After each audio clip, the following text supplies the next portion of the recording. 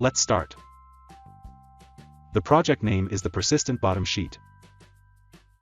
Let's see the project structure. At the app level build.gradle file, write this plugin. Here we have the main activity. And in the UI, we have the activity_main.xml file, which is the layout of the main activity.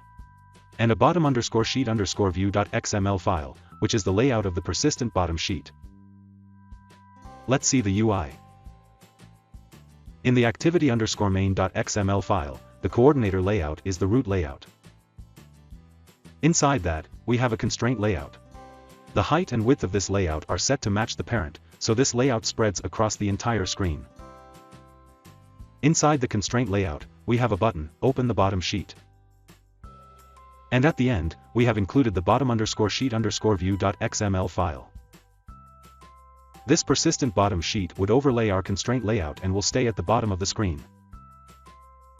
This is the bottom_sheet_view.xml file.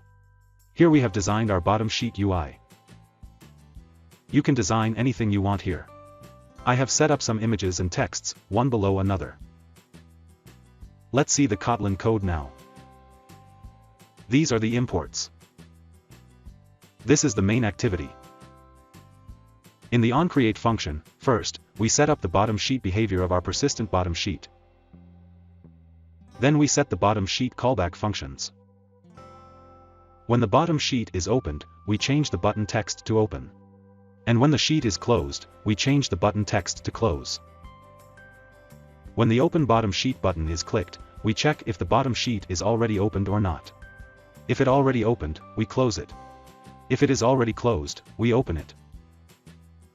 Let's run the app.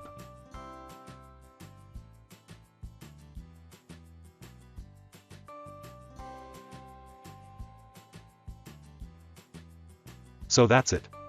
That's how you can implement the persistent bottom sheet in Kotlin Android. Thanks for watching.